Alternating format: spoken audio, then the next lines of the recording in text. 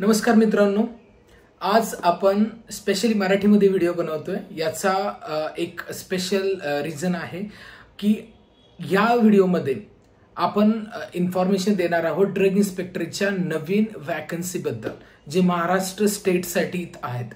तर महाराष्ट्रामध्ये drug इन्स्पेक्टरची group बी ची पोस्ट ऍक्च्युअली ओपन झालेली आहे। यामध्ये जवळजवळ 109 जागा यासाठी ओपनिंग ठेवलेली आहे आणि यामध्ये वेगवेगळे नोटिफिकेशन्स आहेत। आज मी तुम्हाला त्या नोटिफिकेशन बद्दल इन्फॉर्मेशन देणार आहे आणि यामध्ये कसे अप्लाय करायचं, म्हणजे यामध्ये तुम्हाला हे समजेल की पहिल्यांदा यामध्ये पोस्ट किती आहेत, त्यामध्ये कुठल्या कॅटेगरीजसाठी पोस्ट आहेत आणि त्यानंतर या पोस्टमध्ये तुम्ही अप्लाय कसं करू शकता, यासाठी इलिजिबिलिटी जो क्रायटेरिया आहे तो काय आहे आणि याच्याबद्दल फीज किती आहे, हे सगळी माहिती तुम्हाला ह्या व्हिडिओमध्ये भेटेल। तर हा व्हिडिओ पूर्ण पहा, त्यानंतरच तुम्हाला समजेल की ड्रग इन्स्पेक्टरसाठी आपण अप्लाय करू शकतो का आणि याची काय प्रोसेस आहे। तर चला या व्हिडिओला सुरुवात करूया। सगळ्यात पहिल्यांदा मी तुम्हाला सांगेन की ड्रग इन्स्पेक्टरचे ज्या पोस्ट आहे हे अगोदरची पोस्ट होती त्यामध्ये एक्सपिरियन्स पहिल्यांदा जास्त कंपल्सरी असायचं, जे शेड्यूल सी आणि C1चा 18 महिन्याचा अनुभव गरजेचा होता आणि ग्रॅज्युएशनला पण बऱ्याच वेळेला ग्राह्य धरलं जात नव्हतं। तर आता या नवीन ज्या जाहिरात आलेली आहे त्याप्रमाणे एक्सपिरियन्सची अट रद्द केलेली आहे आणि दुसरी म्हणजे बी फार्मसीचे लोक पण याला अप्लाय करू शकतात या जॉबसाठी। तर तुमच्यासाठी खूप चांगली संधी आहे। गव्हर्नमेंट जॉब जर बघायचं असेल फार्मसीमध्ये तर ड्रग इन्स्पेक्टर हा सगळ्यात टॉप लेवलची जॉब ऑपॉर्च्युनिटी आहे। तर यामध्ये पे स्केल पण चांगला आहे, प्लस ड्रग इन्स्पेक्टरचं जे मेजर वर्क राहतं ते हे आहे की आपल्या जे रिटेल शॉप्स असतील किंवा होलसेल शॉप्स असतील किंवा मॅन्युफॅक्चरिंग असेल या सगळ्यांमध्ये जे FDA ने घालून दिलेले नियम आहेत या पद्धतीने तुम्ही प्रॅक्टिस करत आहात का नाही, सोबत रजिस्ट्रेशनच्या दरम्यान त्यांचे मॉनिटरिंग, त्या प्रिमायसेसला व्हिजिट करून त्यांना लायसन्स प्रोव्हाइड करणे हे सुद्धा ड्रग इन्स्पेक्टरचं मेजर काम आहे। तो ड्रग इन्स्पेक्टर हा एक मेजर दुवा आहे गव्हर्नमेंट आणि जे पण फार्मसी सेक्टर आहे, प्रायव्हेट सेक्टर किंवा इव्हन गव्हर्नमेंट सुद्धा, तिथे यांचा मेजर रोल असतो। ठीक आहे, तर महाराष्ट्राचे डोमिसाईल ज्यांच्याकडे आहे ते यासाठी अप्लाय करू शकतात। तर त्यासाठी महाराष्ट्राचे स्टुडंट म्हणजे महाराष्ट्राचे रहिवासी तुम्ही असणे गरजेचे, पहिले इंडियन देन महाराष्ट्रीयन। ठीक आहे, आता आपण पुढे बघणार आहोत की किती पोस्ट आहेत। 109 पोस्ट आणि त्यामध्ये वेगवेगळ्या कॅटेगरी आहेत। तर तुम्हाला इथे स्क्रीनवर दिसत असेल यामध्ये SC साठी 16 जागा दिलेल्या आहेत, ST साठी 12 जागा दिलेल्या आहेत, विमुक्त जातीमध्ये ब, क आणि ड ह्या 3 गटासाठी वेगवेगळ्या जागा आहेत। ब साठी 2 आहेत, क साठी 7 आहेत आणि ड साठी 2 आहेत। विमुक्त मागास वर्गासाठी 1 आहे। त्यानंतर सामाजिक आणि शैक्षणिक आर्थिक दुर्बल गटासाठी 11 आहेत, आर्थिक दुर्बल गटासाठी 11, त्यानंतर सामाजिक आणि शैक्षणिक मागास गटासाठी 11 आहेत, आर्थिक दुर्बल गटासाठी 11 आहेत, इतर मागासवर्गांसाठी 14 आहेत। तर टोटल असा विचार केला तर 76 जागा 76 या सगळ्या कॅटेगरीसाठी आहेत आणि ओपनसाठी 33 जागा आहेत, 33 जागा आहेत। तर टोटल पोस्ट आहेत 109। यामध्ये जर तुम्हाला आरक्षण घ्यायचं असेल तर तुम्हाला त्या आरक्षणाप्रमाणे तुमच्याकडे सर्टिफिकेट आणि ते पण व्हॅलिडिटीच्या पिरियड मधलंच असणं गरजेचं आहे। सो तुम्हाला नॉन क्रिमिलेअर हे पण असणं गरजेचं आहे। तर याची पूर्तता केल्यानंतरच तुम्ही अप्लाय करू शकता किंवा तुमची जी प्रोफाईल आहे ही ग्राह्य धरली जाईल।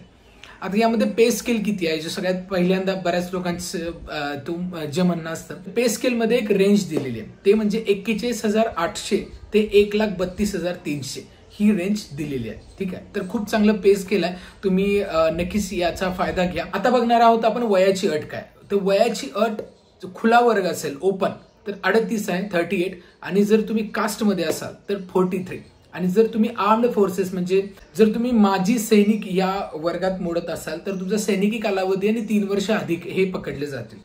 आता यासाठी आपण बघणार आहोत की एज्युकेशन काय गरजेचं आहे।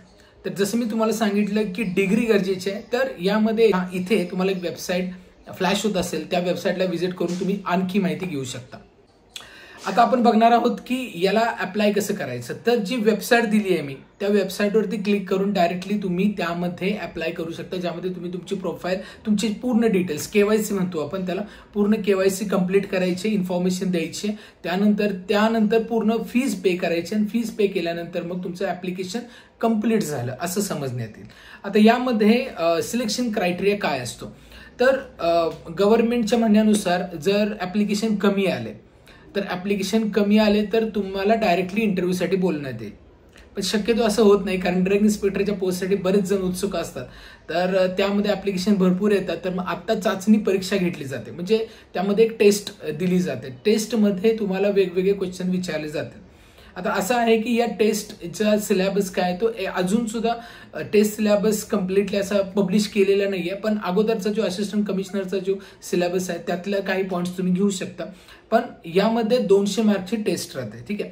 आणि त्याच्यामध्ये कसं राहतं की ज्यांना इंटरव्ह्यूला बोलवायचं त्यामध्ये एक स्पेसिफिक जे संख्या आहे ती फायनल केली जाते आणि त्याच्या पद्धतीने कट ऑफ लावला जातो. आणि जे चाचणी परीक्षेत चांगले मार्क मिळवलेले आहेत त्यांना इथे इंटरव्ह्यूसाठी बोलवलं जातं. आणि इंटरव्ह्यूमध्ये पण 50 पैकी 41 मार्क्स असणं तुम्हाला गरजेचं आहे, ठीक आहे. तर इंटरव्ह्यू कसा घेतला जाईल, तर त्यामध्ये त्यांनी सांगितलेलं आहे की इंटरव्ह्यू घ्यायच्या वेळेला जर सिलेक्शन क्रायटेरिया ठरवायचं झालं तर चाचणीमध्ये जर समान मार्क जरी असतील तर त्यामध्ये तुमची योग्यता ठरवली जाईल, ठीक आहे. मग तुम्ही त्यामध्ये एक्सपिरियन्स किती आहे, तुम्हाला माहिती किती आहे, त्याच्यानुसार तुमचं सिलेक्शन घेतलं जाईल. हा पूर्ण अधिकार MPSCला आहे.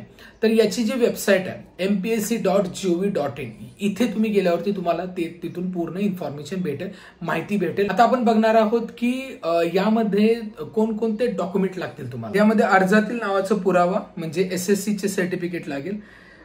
PDF फॉर्म मध्ये किमान आणि कमाल साईज दिलेली आहे. किमान साईज 50 KB, कमाल साईज 500 KB मध्ये तुम्ही अपलोड करू शकता फाईलमध्ये. वयाचा पुरावा लागेल, शैक्षणिक अर्हता पुरावा, देन सामाजिक दृष्ट्या मागासवर्गीय असल्याचा पुरावा, कास्टमध्ये असाल तर, आर्थिक दृष्ट्या दुर्बल गटातील असल्याचा पुरावा पण लागेल, तो लेटेस्ट लागेल 2025-26चा. नॉन क्रिमिलेअर लागेल 2025-26चं. त्यानंतर पात्र दिव्यांग व्यक्ती असेल तर दिव्यांगसाठी पुरावा, कारण दिव्यांगसाठी वेगळी जागा दिलेली आहे, सोबत खेळाडूंसाठी वेगळी जागा दिलेली आहे, माजी सैनिकसाठी जागा आहेत. तर पात्र माजी सैनिक असल्याचा पुरावा पण आपल्याला जोडावा लागेल. अनाथ आरक्षणासाठी वेगळा आहे, अनाथ आरक्षणासाठी सुद्धा जागा दिली आहेत, तर त्या पण आहेत. खेळाडू आरक्षणासाठी पात्र असल्या तर क्रीडा प्रमाणपत्र पडताळणी अहवाल द्यावा लागेल. त्यानंतर अराखीव महिला, मागासवर्गीय, आर्थिक दुर्बल गट, खेळाडू, दिव्यांग, अनाथ, माजी सैनिक आरक्षणाचा दावा असल्यास आदिवास प्रमाणपत्र लागेल. SSC नावात बदल झाला असल्यास त्याचा पुरावा लागेल. मराठी भाषेचे ज्ञान असल्याचा पुरावा लागेल. लहान कुटुंबाचे प्रतिज्ञापत्र लागेल. तर याची प्रोसेस कशी असते, एक सिंपली मला सांगायचं झालं तर पहिल्यांदा तुम्ही हे अप्लाय करायचं, ठीक आहे. MPSCच्या वेबसाईटवरून तुम्ही अप्लाय केलं तर अप्लाय केल्यानंतर तुम्ही पूर्ण डॉक्युमेंट फिलअप करायचे, फीस भरायची, नंतर ऍप्लिकेशन जातं. त्यानंतर ऍप्लिकेशन किती आलेत याच्या बेसवरती MPSC डिसाईड करेल की यामध्ये तुमचं इंटरव्ह्यूज फक्त घ्यायचं आहे का चाचणी परीक्षा घ्यायची. इंटरव्ह्यूज तेव्हाच घेतले जाते ज्यावेळेला कमीत कमी ऍप्लिकेशन असतील, पण ते शक्यता फार कमी राहते. तर तुमची टेस्ट घेतलीच जाईल. तर टेस्टमध्ये तुम्हाला मार्क्स पाडावे लागतील, ठीक आहे. तर टेस्टवरती सगळ्या फार्मसीचा कम्प्लीट सिलेबस असेल, ठीक आहे. तर सिलेबसची इन्फॉर्मेशन पाहिजे असेल तर तुम्हाला असिस्टंट कमिशनरचा जो 2023चा सिलेबस आहे तो तुम्ही फॉलो करू शकता, ठीक आहे. आणि त्या पद्धतीनं जी फार्मसीलाच तुम्हाला एज्युकेशन घेतलेलं आहे तेच सब्जेक्ट आहे त्यामध्ये, त्या पद्धतीने तुम्ही प्रॉपरली प्रिपेअर करू शकता. आणि यानंतर इंटरव्ह्यूसाठी एक क्रायटेरिया कट ऑफ ठेवला जाईल आणि त्याच्या अनुसार जेवढे लोक इंटरव्ह्यूला घ्यायचे त्याच्या अनुसार त्यांना बोलवलं जाईल. इंटरव्ह्यूच्या माध्यमातून त्यांना जेवढे 41 मिनिमम मार्क लागतील ते त्याच्या पुढे ज्यांना पडतील ते पात्र राहतील ड्रग इन्स्पेक्टरसाठी आणि त्यांचे डायरेक्ट पोस्टिंग होईल. आता या पूर्ण प्रोसेसला बराच कालावधी पण लागू शकतो, कारण आत्ता जस्ट ऍप्लिकेशन आले आहे. तर याची डेट कधीपर्यंत आहे हे आपण बघूया. 1 ऑगस्ट 2025 दुपारी 2 वाजल्यापासून चालू होईल ते 21 ऑगस्ट 2025 रात्री 12 पर्यंत, म्हणजे 12:01. त्यानंतर SBI थ्रू तुम्ही चलन करत असाल तर 2 दिवस जास्त आहे, 23 ऑगस्ट पर्यंत. आणि अदर पद्धतीने चलन करत असाल तर त्याला पण एक्सटेन्शन आहे. तर अशा पद्धतीने तुम्ही याच्या पिरियडच्या अगोदर तुम्ही अप्लाय करा, ठीक आहे, आणि त्या पद्धतीने प्रिपेअर करा. तुम्हाला काही जर तुम्हाला काही प्रश्न असतील किंवा काही विचार असेल तर कॉमेंट बॉक्समध्ये नक्की विचारा. पण आणखी तुम्हाला ॲडिशनल गायडन्स हवा असेल तर एक गुगल फॉर्म दिला आहे मी डिस्क्रिप्शनमध्ये, तो नक्कीच फिल करा, ज्याच्यामधून आम्ही तुम्हाला गाईड करण्याचा प्रयत्न करू. ठीक आहे. तर ही पोस्ट बऱ्याच वर्षापासून ही निघली होती, त्याच्यानंतर आता निघली आहे. मध्ये निघली होती पण परत त्याला स्थगिती आली होती. तर ही पोस्ट आता निघली आहे, तर त्याचा लोकांनी जास्तीत जास्त फायदा घ्या, कारण परत लवकर फार्मसीच्या स्पेशली ड्रग इन्स्पेक्टरच्या पोस्ट येत नाहीत. ठीक आहे. तर ही जी माहिती तुम्हाला चांगली वाटली असेल तर नक्कीच हा व्हिडिओ लाईक करा आणि ही माहिती आपल्या पूर्ण सगळ्या मित्रांना, क्लासमेट्सना, सगळ्यांना माहिती पुरवा, जेणेकरून त्यांना याची माहिती मिळेल. आणि असाच कंटेंट पाहण्यासाठी आमचे चॅनल नक्कीच सबस्क्राईब करा. हा व्हिडिओ पाहण्यासाठी खूप खूप धन्यवाद. I wish you all the best. सर्वांना मनपूर्वक शुभेच्छा DIच्या एक्झामसाठी. थँक्यू.